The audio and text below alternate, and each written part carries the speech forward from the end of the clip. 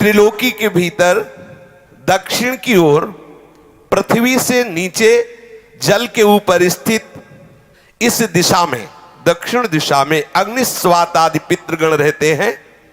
अत्यंत एकाग्रता पूर्वक अपने वंशधरों के लिए मंगल कामना किया करते हैं। उधर ही नरक लोक है। भगवान सूर्य के पुत्र पितृराज भगवान यमराज अपने सेवकों के सहित वहां विराजमान है। ये त्रिभुवन का दंड विभाग है। जैसे छोटी छोटी कोतवाली है ना, और सबका एक विभाग का स्वामी है, ऐसे ही ये जो रोग हैं, नाना प्रकार के संकट हैं, विपत्तियां हैं, ये कोतवाली हैं। ये उसी दंड विभाग से आते हैं। और पूर्ण दंड विभाग यमपुरी है, जहां पूरा का पूरा हिसाब दिया जाता है। भगवान यमराज की आज्ञा होती है और पापी को वैसा एक सेकंड में निर्णय हो जाता है। वहां वकील की जरूरत नहीं होती। वहां एक सेकंड, इतने जीव रोज वहां लाइन लगी है। अपने दूतों के द्वारा लाए हुए मृत प्राणियों को तत्काल उनके दुष्कर्मों को देखकर उसका परिणाम दे देते हैं। तामिस्त्र, अंधतामिस्त्र, रौरव, महारौरव, कुंभीपाक, कालसूत्र, अस्थिपत्रवन, सूकरमुख, अंधकूप, क्रमि भोजन, संदंस, तप्त सूर्मी, बज्रकंटक, सालमली, वैतरणी, पूयोद, प्राणरोध, विशसन, लालाभक्ष, सारमेयादन, अवीची, अयहपान, इसके सिवा क्षार करदम, रक्षोगण भोजन, शूलप्रूत, दंदसूक, अवट निरोधन, पर्यावर्तन, सूचिमुख। इस तरह से प्रधान 28 नरक हैं। जो पुरुष यहां दूसरे का धन, दूसरे की संतान का हरण कर लेता है और दूसरे की स्त्रियों को फुसला करके हरण कर लेता है, दूषित कर्म करता है, उससे अत्यंत भयानक यमदूत कालपाश में बांधकर बला तामिस्त्र नरक में गिरा देते हैं। इस नरक का भयानक दंड है कि इसमें कहीं प्रकाश नहीं। थोड़ी देर भावना करना, एकदम अंधकार ही अंधकार। ना तो इसमें किसी तरह का उसको आहार दिया जाता है, ना अन्न ना जल, और निरंतर यम के दूतों की केवल सेवा होती। इसे पीटो डंडे से, जैसे धोबी कपड़े को कूटता है, ऐसे कूटते रहो। अच्छा, वहां मरना है नहीं, ये हो कि भाई मर जाना तो 2-4 घंटे पिटाई होगी, मरना है नहीं। अब वहां केवल पिटाई ही होती रहती है। वो मूर्छित होता है, गिरता है, न भोजन न पानी, घोर अंधकार, केवल डंडे बरस रहे हैं, पिटाई पिटाई। वो बार बार मूर्छित होता है, लेकिन उसे अब ये सजा ऐसे दी जाती है, बोले इसे 100 वर्ष, 50,000 वर्ष, एक कल्प, अब पिटाई ही पिटाई होगी। अब बोलो कितनी दुर्दशा है, कितनी दुर्दशा। इस लोक में जो मनुष्य किसी दूसरे को विश्वास दिलाता है कि मैं तुम्हारा मित्र हूं, और उसकी स्त्री के साथ वो गलत संबंध बनाता है और उस पुरुष को धोखा देता रहे। मान लो आपको मित्र बनाया और आपकी पत्नी का भोग किया, और उस मित्र को विश्वास दिलाता रहता है कि नहीं मैं गलत नहीं हूं, तो यमदूत उसे अंध तामिस्त्र नरक में ले जाते हैं। और वो कटे हुए वृक्ष के समान भयंकर वेदना को प्राप्त हुआ सुध बुध खो बैठता है, और उसके अंगों में वहां बहुत तरह की पीड़ा दी जाती, काटा जाता है, थोड़ा थोड़ा ऐसे ऐसे काटा जाता है, ऐसे ऐसे काटा जाता है। इसे अंध तामिस्त्र नरक कहते हैं। इस लोक में जो कि मैं बहुत बलवान हूं, मैं बहुत पुष्ट हूं, देखते हैं कि हमें कौन परास्त करेगा। जहां मन आया उस धन चुरा लिया, जहां मन आया बलात्कार, नाना प्रकार की गंदी चेष्टाएं की, दूसरे धर्मात्माओं का विनाश किया, प्राणियों से द्रोह किया, और नाना प्रकार की वस्तुओं को छीन छीन कर अपना और अपने परिवार का पोषण करते रहते हैं। वो जब अपना शरीर छोड़ते हैं तो रौरव नरक में जाते हैं, रौरव नरक। इस लोक में जिन जिन जीवों को जो जो कष्ट पहुंचाया है, यमराज के दूत वैसा ही वो रूप धारण करते हैं, रुरु नामक होकर के भयंकर कष्ट देते हैं। इसीलिए इस नरक का नाम रौरव है। जब किसी को कहा जाता है कि सारे रौरव नरक मिलेगा, मतलब भयंकर चरम सीमा का कष्ट। सर्प जैसे क्रूर स्वभाव वाले ऐसे जीव वहां हैं जो उसको काटते हैं, बार बार काटते। मरना तो वहां है नहीं, महारौरव नरक, रौरव नरक ऐसे लोगों को प्राप्त होता है जो अपने शरीराभिमान में आकर के दूसरे धर्मात्माओं को, जीवों को नाना प्रकार के कष्ट देते हैं, उनसे वस्तुएं छीनते हैं, अपहरण करते हैं और स्वयं अपने परिवार और अपना भोग सामग्री एकत्रित करते, अहंकार के द्वारा, भोग सामग्री धर्म के द्वारा, भगवत प्रसन्नता के लिए। यदि अहंकार के द्वारा दूसरे की हिंसा आदि करके आपने, तो फिर वो भोग भोगना पड़ेगा।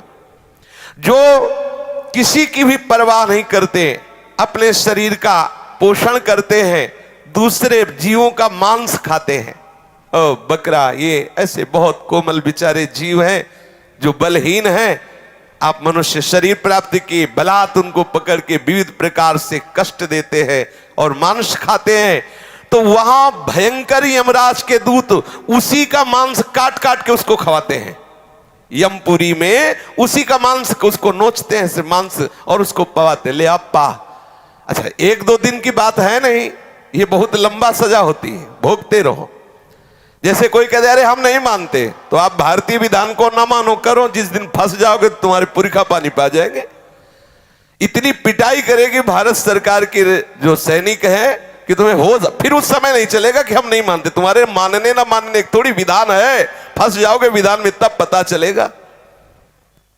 गंगा किनारे जब थे तो एक मिले थे, ऐसे ऐसे सब अंगुलियां थी, तो बताया कि हम फंस गए थे तो अंगुलियां सब टूटी हुई। वो बताते थे नाखून में ऐसे कील गाड़ी जाती है, अंगुलियां तोड़ दी जाती, कितना कितना भयंकर कष्ट। काफी काफी समय तक बर्फ की सिल्ली में लिटा दिया, ऊपर से पिटाई हो रही, बड़े बड़े कष्ट बहुत। अब आप इसे मानोगे अरे सब झूठी है, नहीं कहते झूठी, तो कर ले, देख लो जाके क्या हो रहा है। जैसे यहां की पिटाई को हम नहीं माने और बुरे आचरण करें, तो जब फंस जाओगे तो आपको बिल्कुल अनुभव करो, अनुभवी महापुरुष हो जाओगे। ऐसे आप नर्क को अभी मान रहे हो कि अरे शास्त्रों में सब झूठा लिखा हुआ, जब भोगले को मिलेगा तब आप पता चलेगा आपको। जो यहां दूसरे जीवों का कच्चा मांस नोच नोच करके उनको यमदूत उन्हीं को खवाते हैं, जो यहां के जीवों को काटते हैं। जो अपने पेट पालन के लिए, अपनी जिह्वा के लिए बोले अंडा खाओ, अंडा में कोई पाप नहीं है, सुन लो, खूब गौर से सुन लो, ध्यान से। आखिरकार उस अंडे को रखे रहो तो उसमें जीव निकलेगा कि नहीं निकलेगा? आप देखो, जीव निकलेगा ना। किसी भी अंडे को आप रख दो, वो अपने समय पे फूटेगा, उस पे जीव निकले। जीव है, जो जीव मनुष्य में है वही जीव उन पक्षियों में है, उन पशुओं में है, चींटी में है, उतना ही जीव है। जो उन पशुओं को भूनता है, रांधता है, नष्ट करता है, कैसे कैसे निर्दयी लोग, वो तड़प रहा है जी, उसको आग में ऐसे बांधे हुए है। किसके लिए? इस असेंद्री के लिए। अरे हृदयहीन राक्षस, तेरी दुर्गति होगी। शास्त्र कहता है उन हृदयहीन राक्षसों से गए बीते यमदूत उन्हें कुंभी पाक नरक में ले जाते हैं। जो ऐसे राक्षसों से गए बीते हैं उन कुंभी पाक नरक में ले जाते हैं। और फिर क्या करते जानते हो? खोलते हुए बड़े बड़े कड़ा है, जैसे पकौड़ी उबाली जाती है, उसमें डाल दिया। अब मरना है नहीं, मरना है नहीं, मरना हो तो चलो 2 मिनट में भुन गए ना, खूब खोलो, खेलो। अब हाँ, उसी में आग में, कढ़ाई में जो तेल पड़ा है, खूब खेलो आनंद से। कितने बोले? 1 कल्प तक। अब जलो उसी में। जो मनुष्य इस लोक में अपनी माता को गालियां देता है, माता को पीटता है, पिता को गालियां देता है, पिता को पीटता है, वैष्णव द्रोह करता है, वेदज्ञ जनों का विरोध करता है, शास्त्रों की निंदा करता है, उस पापी को यमदूत कालसूत्र नरक में ले जाते हैं। 10,000 योजन का घेरा है। 1 योजन का मतलब 4 कोस, 10,000 का मतलब कितना हुआ? 40,000 कोस की भूमि है। और वो तांबे की तरह है और आग से लाल है भूमि, पूरी भूमि लाल है। ऊपर से भयंकर प्रचंड सूर्य का ताप, नीचे से जलती हुई अग्नि, और ये 10,000 योजन का घेरा, वहां उसे छोड़ दिया जाता। दौड़ो, बस दौड़ते रहो। कितने दिन तक? कल्पों तक दौड़ते रहो, भुनो, लो आनंद। तुम्हें समय दिया गया है। भी पीछे सत्संग में बोला था कल या परसों कि 70 वर्ष, 80 वर्ष, 90 वर्ष जो चाहो कर लो, लेकिन इसका परिणाम तुम्हें भोगना पड़ेगा। ऐसा मत सोचो। आंख मूंद कबूतर बिल्ली को दे के आंख मूंद लेता है कि अरे कुछ नहीं, बिल्ली तो बिल्ली छोड़ देगी क्या, वो तो एक ही झपटा में उसे खा जाएगी। ऐसे ही तुम आंख मूंद लोगे, अरे सब शास्त्र ऐसे ही है, ऐसे नहीं है। यहां तो ब्याज में मिलता है कैंसर और ये नाना प्रकार की सड़न गलन, ये ब्याज है। मूल तो यमपुरी में भोगो चल के। अब वो बेचारा इतनी लंबी भूमि में भागता रहता है, जलता रहता है, मरना है नहीं। बेचैनी बढ़ जाती है, छटपटाता है, लोटता है, खड़ा होता है, दौड़ता है, चीखता है, पुकारता है, कौन सुने। कितने दिन तक? बोले जितने उसके शरीर में रोम है उतने 1000 वर्ष तक उसमें रखा जाता है उसको, उतने 1000 वर्ष तक। इसको कहते हैं काल सूत्र नरक। जो पुरुष बिना आपत्ति आने पर वैदिक मार्ग का उल्लंघन करके पाखंड पूर्ण धर्मों का आश्रय लेता है, वैदिक मार्ग की अवहेलना करता है, वैदिक सिद्धांतों को गालियां देता है, उसे यमदूत ले जाते हैं कोड़े से मारते हुए। और नरक में 80 पत्रवन नरक है। उसके जो पत्ते हैं वो तलवार जैसे हैं, ऐसे पेड़ के ऊपर फेंक दिया जाता है, टुकड़े टुकड़े हुआ, गिरा, फिर कस, फिर फेंक दिया गया। बस यही लीला चलती है, फेंकते रहो ऐसे। यमदूतों की ड्यूटी तो फेंकते रहो ऐसे। कितनी बार वो बार बार मूर्छित होता है। वो उस समय विचार करता है अपने कुकर्मों को याद करके, हाय मैंने शास्त्र विरुद्ध आचरण की, शास्त्र की निंदा की, अवहेलना की, इसलिए मुझे दुख मिल रहा है। जो इस मृत्यु लोक में राजपद पर या राज कर्मचारी पद पर है और ये जानता है कि ये मनुष्य निरपराध है, लेकिन धन आदि के लिए या किसी बल प्रयोग की उसमें आकर के वो उसे दंड दे देता है, तो उस महापापी को सूकर मुख नामक नरक में गिराया जाता है। आपको अधिकार मिला है, भगवान ने आपको जगत की सेवा दी है। यदि आप जानते हो कि ये बिल्कुल अपराध रहित है और आप किसी के पैसे देने से या किसी के बल के दबाव में आकर उसे दंड देते हैं, तो आपको नरक की प्राप्ति होगी। महाबली यमदूत उसको ले जाते हैं और क्या करते हैं, पहले उसके ऊपर कूदते हैं, फिर इसके बाद कोल्हू में उसे पेरा जाता है। कोल्हू में, जैसे गन्ना पेरा जाता है ना, ऐसे कोल्हू में पेरा जाता है। जो यहां बड़े पदों में होकर के निरपराध लोगों को सताते हैं, निरपराध लोगों को दंड देते हैं, उनको यमराज के दूत फिर वहां पहले पैरों से कुचलते हैं, फिर कोल्हू में पेरते हैं। जो इस लोक में दूसरे निरपराध प्राणियों को रोते चिल्लाते हुए सुख का अनुभव करता है, खूब दर्द दे, ऐसे बड़े बड़े निर्दयी लोग हैं, यहां दर्द दे और वो समझते बड़ा आनंद। वहां ऐसे ही यमदूत आनंदित होते, नाचते कूदते यमदूत और उनको कोल्हू में पेरते, खूब दर्द देते हैं। इस लोक में जो खटमल, मच्छर, सर्प, बिच्छू, छिपकली, ये जितने ऐसे जीव हैं, इनको देखते ही मार देते, हिंसा करते हुए अंधकूप नरक में गिरते हैं। भगवान ने इन जीवों के कर्म के अनुसार इनकी रचना की। रक्तपान आदि इनका स्वभाव है, ये नहीं जानते।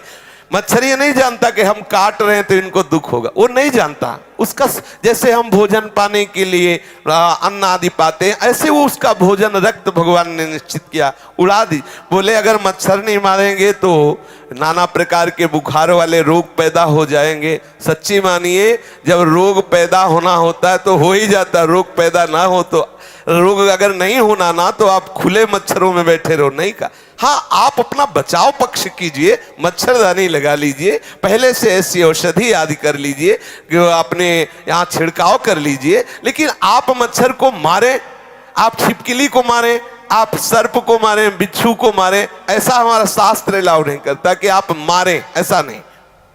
जो उनका स्वभाव है, उनका स्वभाव बनाया गया है, आप अपना बचाव पक्ष रख लीजिए। अच्छा, बचाव पक्ष में मर जाए, देखो अंदर की बात है, अब पता नहीं कि पीछे क्या काट रहा है, खुद वो ऐसे हाथ किया वो मर गया, उसका कोई अपराध नहीं। आप जान के कि अच्छा ऐसे मारे कुछ लोगों का स्वभाव होता, मक्खी ऐसे देखते रहते, ऐसे ऐसे भरते रहते, ऐसे। और पूछो से क्या है, वो मजा आ रहा है, लेला मजा। हाँ, बोले जो यहाँ इन जीवों को मार, सांप दिखा रहे, मारो मारो सांप सांप। बोले काल, काल को तुम मार सकते हो? जितने यहां मच्छर, जू, रेंगने वाले सांप या पशु पक्षी मृग मक्खी जो भी, इनसे तुमने जो इनको मारा, इनको द्रोह किया, तो आप समझ लीजिए कि ये पाप आपको नरक ले जाने वाला है। आपका रोगग्रस्त शरीर होगा, बहुत कष्ट भोगने पड़ेंगे। इसलिए अंधकूप नरक से बचना, तो किसी जीव की हिंसा करना बिल्कुल ठीक नहीं है। जो मनुष्य इस लोक में रसोई बनाता है, गाय के लिए पहला ग्रास नहीं निकालता। देखो कितना सुंदर हमारे सनातन धर्म की मर्यादा है। दरवाजे पर एक गऊ बंधी हुई है, आप पहला ग्रास गऊ के लिए, ना गऊ है ना ग्रास है, कुत्ता है और सब ह्रास है। हाँ, अतिथि देवो भव, वहां लिखा कुत्ते से सावधान, क्योंकि अब कुत्ते का वास है, सावधान। निवास स्थान में गेट में लिखा है कुत्ते से सावधान, सावधान। यहां वर्णन कर रहे हैं श्री शुकाचार्य कि इस लोक में जब आप भोजन बनाते हो तो एक रोटी गाय के लिए निकालो, कुछ टुकड़ा कौवे पक्षियों के लिए निकाल दीजिए। अतिथि के लिए, आप गृहस्थ हैं तो इंतजार 1-2 मिनट दरवाजे पे निकल के देखना चाहिए, कोई भूखा कोई अतिथि। अगर ऐसा आप भाव रखेंगे तो आप अपने धर्म का पालन कर रहे हैं। ठाकुर जी का भोग लगाए बिना तो पाओ ही मती। अगर ठाकुर जी का भोग लगा दिया तो सब पूर्ण हो जाएगा। जो यहां पंच महायज्ञ के भागियों को बिना भोजन दिए स्वयं भोजन पकाते हैं, खाते हैं, वो क्रमी भोजन नामक निकृष्ट नरक में गिरते। गीता में भगवान ने कहा है, जो मुझे बिना अर्पित किए हुए पाता है वो पाप खाता है। यही है पाप। चाहिए क्या चला जाता है? भगवत नाम कीर्तन करते हुए, भगवत चर्चा सुनते हुए आप प्रभु का भाव रखते हुए रसोई मनिया कीजिए। एक रोटी गाय को निकाल दिए, थोड़े टुकड़े ऐसी जगह फेंक दो जहां गिलहरी है, चिड़िया है, कौआ है, ये पाएंगे, चींटी है, ये पाएंगे। अतिथि के लिए आप भाव करो। अब रसोई तो है नहीं कि उसमें 5 कवल निकाल करके और घी बूरा से बोर करके अग्नि को आहुति दे दे, तो गैस बुझ जाएगी। अगर उसमें घी बूरा की रोटी डाल हवल करोगे तो बुझ जाएगी। बड़ा समय कलयुग का विपरीत आता चला जा रहा है। पर सबका सार है कि आप प्रभु को भोग लगा दीजिए। और कभी कोई भूखा कोई अतिथि ऐसा 1 मिनट के लिए कर्तव्य होता है, आप भोजन पाने के पहले दरवाजे पर देखें कोई ऐसा आसपास अतिथि तो नहीं। 1 लाख योजन का लंबा चौड़ा एक कीड़ों का कुंड है, उसमें उसको फेंक दिया जाता, खाओ कीड़े, फेंक दिया गया उस कुंड में। अब आप ऐसे करता है तो हजारों कीड़े उसके जाते हैं। जो बिना भोग लगाए, बिना किसी गाय आदि के लिए, बिना अग्रासन आदि निकाले, केवल भोजन अपने लिए पकाता है, वो पाप है, वो उस अपराध का भागी बनेगा। अब उसके जब पापों का प्रायश्चित हो जाता है तब उसे वहां से निकाला जाता है। श्री ध्रुवदास जी ने भी लिखा, बिना भगवान को अर्पित के, प्रियालाल को अर्पित के पानी भी मत पिए। क्या जाता है? जल लिया, राधा वल्लभ लाल की जय, निर्दोष हो गया, पी लीजिए। ये सृष्टि प्रभु की है।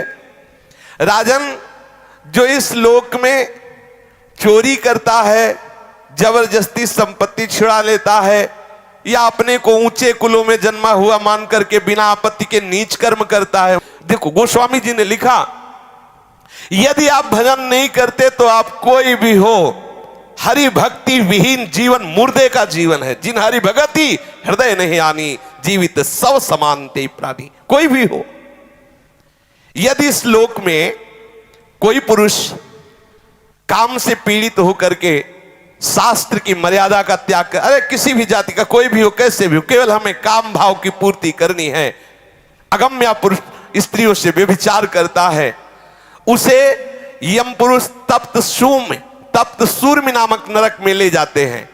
और जो स्त्री ऐसी व्यभिचारिणी होती है तो वहां तपाया हुआ पुरुष लोहे का बना हुआ है, आग, बिल्कुल आग, उसमें उसको आलिंगन करने का दंड दिया जाता है। यमराज के दूत ऐसे पकड़ लिए और उसमें अब 1-2 दिन वर्ष नहीं, बहुत काल तक चलते रहो। जो पुरुष पराई स्त्री के साथ व्यभिचार करता है उसके लिए वैसी स्त्री की रचना होती है, आग जैसी तपती होती है, बहुत काल तक उसको उसमें आलिंगन कराया जाता है, जलता रहता है, चीखता रहता है। तपाए हुए लोहे की स्त्री या तपाए हुए लोहे के पुरुष की मूर्ति से उसे बहुत काल तक उसमें आलिंगन कराया जाता है। जो पुरुष इस लोक में कामासक्त होकर पशुओं के साथ व्यभिचार करता है, मरने के बाद उसे यमदूत वज्र कांटक सालमली नरक में गिराते हैं। इसमें वज्र के समान कठोर कांटों वाला सेमर के वृक्ष जैसा है, उसको ऊपर ऐसे फेंकते हो फिर नीचे घसीटते हैं, पूरे वो कठोर कठोर कांटे हैं वज्र जैसे, पूरा शरीर फट जाता है, मरना तो है नहीं। इस लोक में जो राजपुरुषों के घर में जन्म लेकर या श्रेष्ठ कुलों में जन्म लेकर अपने अभिमान से युक्त हो जाते हैं और धर्म मर्यादा का उच्छेदन करते हैं, तो मर्यादा अतिक्रमण के कारण वो वैतरणी नदी में पटके जाते हैं।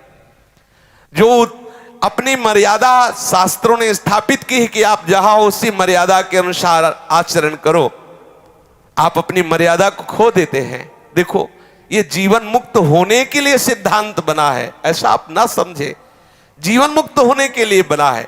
हमारी राष्ट्र व्यवस्था में बड़े पद भी है तो छोटे पद भी है। जितना बड़ा पद अधिकार है उतना ही छोटे, अगर छोटे ना हो तो जहां सुई काम आएगी वहां तलवार काम नहीं आएगी। विश्वास करो, तलवार की भी रचना आवश्यक है तो सुई की भी आवश्यक है। सबकी अपनी अपनी जगह आवश्यकता है। तुम अपने अपने धर्म का पालन करो।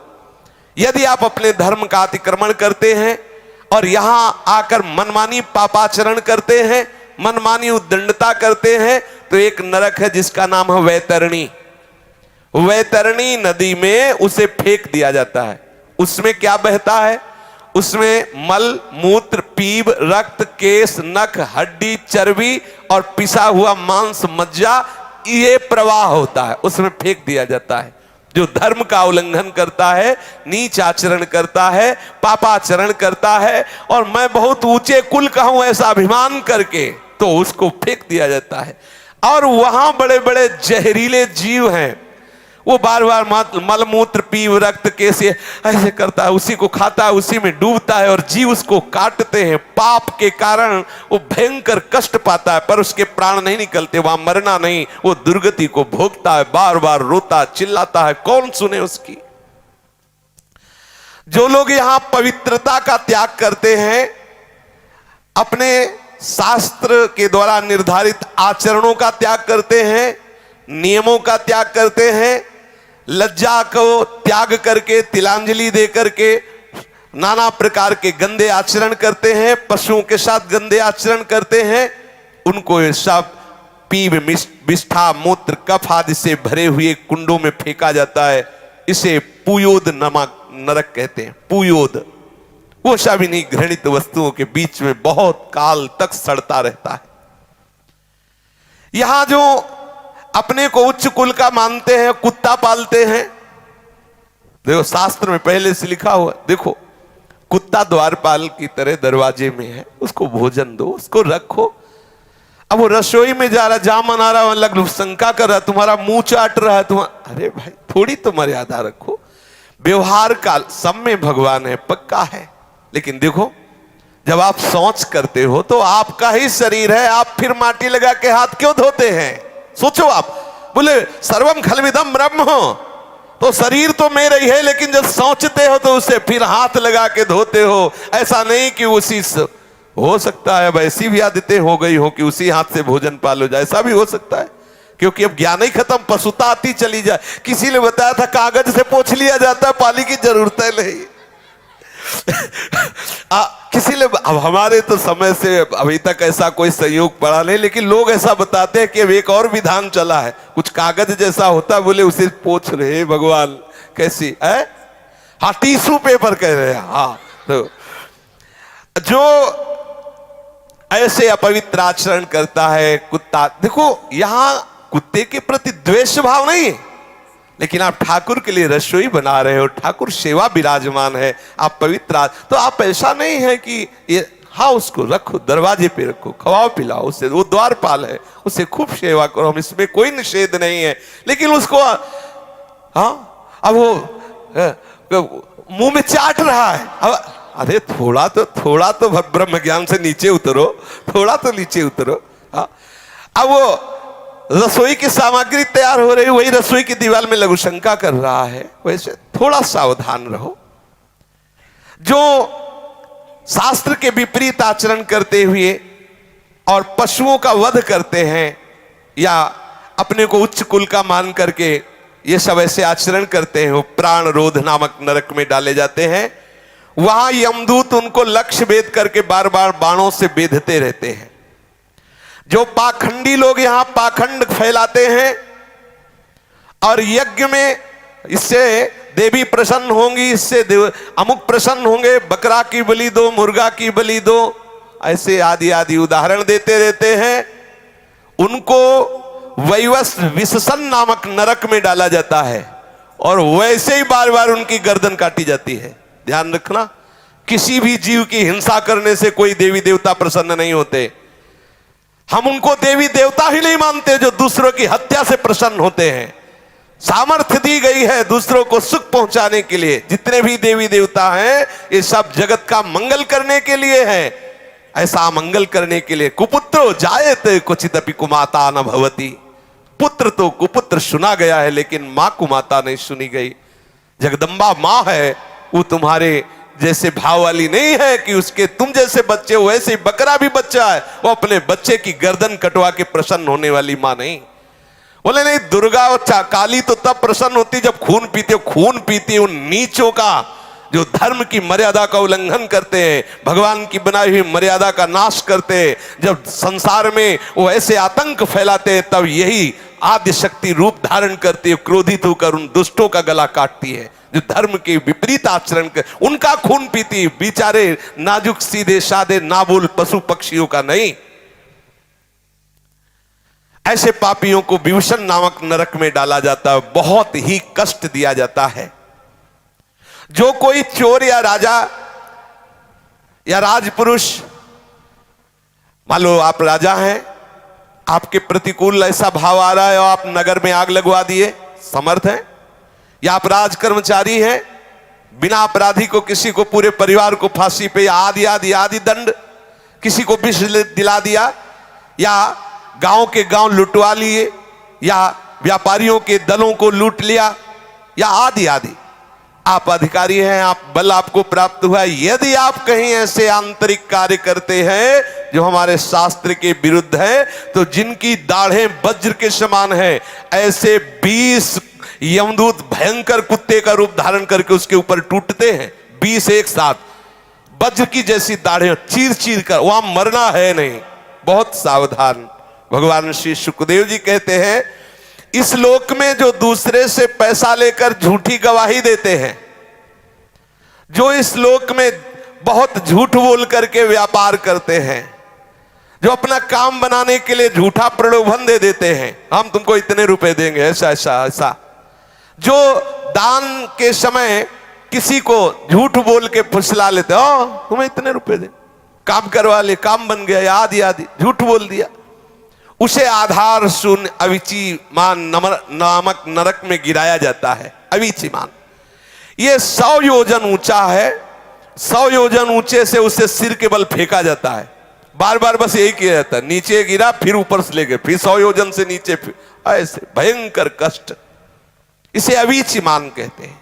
गिराए जाने पर उसके शरीर की नस नस टूट जाती है, प्राण तो निकलते नहीं, फिर ऊपर ले जाएगा, फिर पटका गया, फिर ऐसे ऐसे।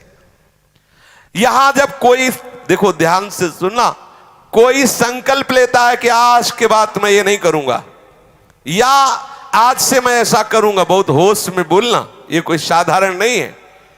मैं ऐसा व्रत लेता हूं, मैं ऐसा नियम लेता हूं, मैं ऐसा, अगर वो अपने नियम को तोड़ता है, अपने संकल्प को तोड़ता है, अपने व्रत को तोड़ता है, प्रमाद करता है, तो वो अयहपान नामक नरक में गिराया जाता है।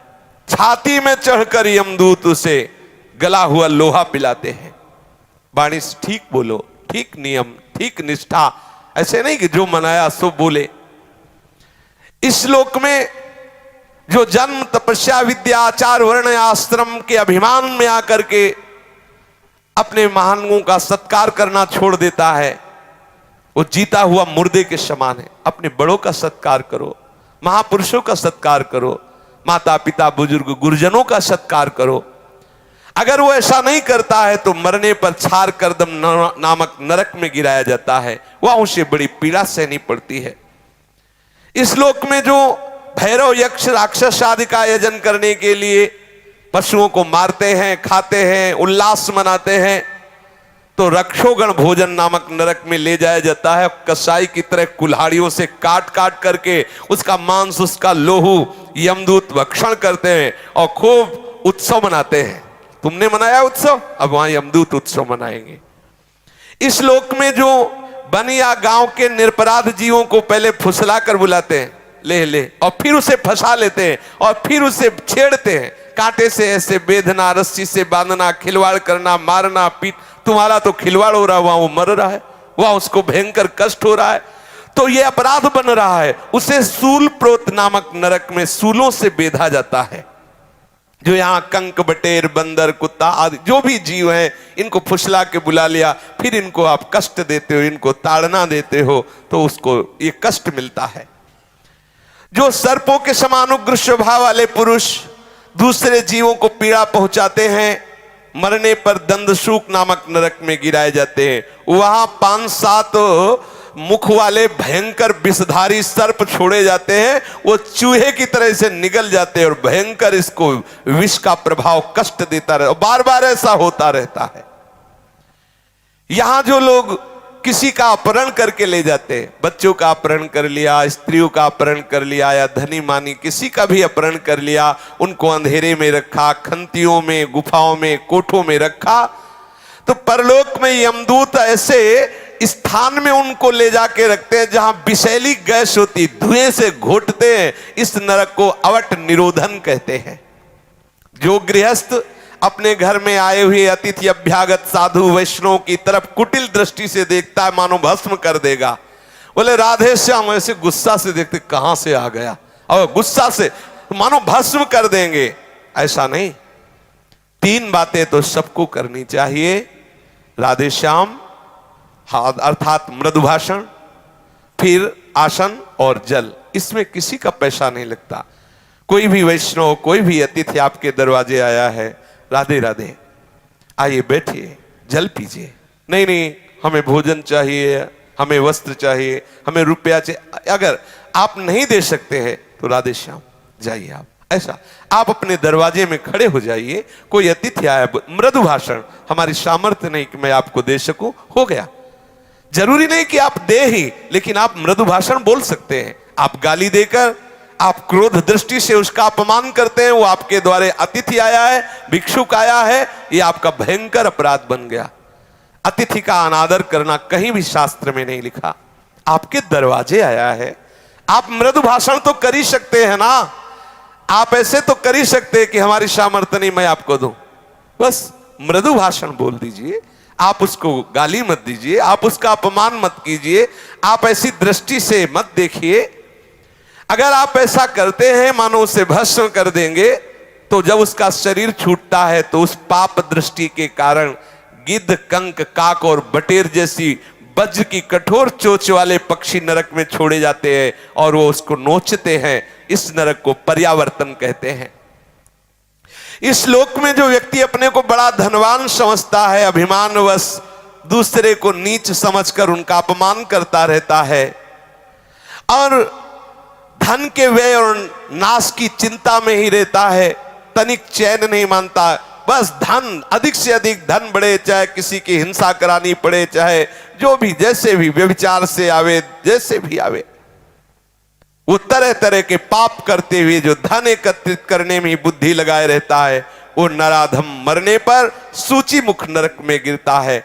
उस अर्थ पिशाच पापात्मा के सारे अंगों को भगवान यमराज के दूत बड़ी बड़ी सुइयों के ऐसे सीते हैं, पूरे शरीर को सीते हैं बार बार सुइयों से, ऐसे जैसे कोई कपड़ा सिया जाता है ऐसे। उसमें यही सेवा है उनकी, सीते रहो इसको। ओहो कितना कष्ट।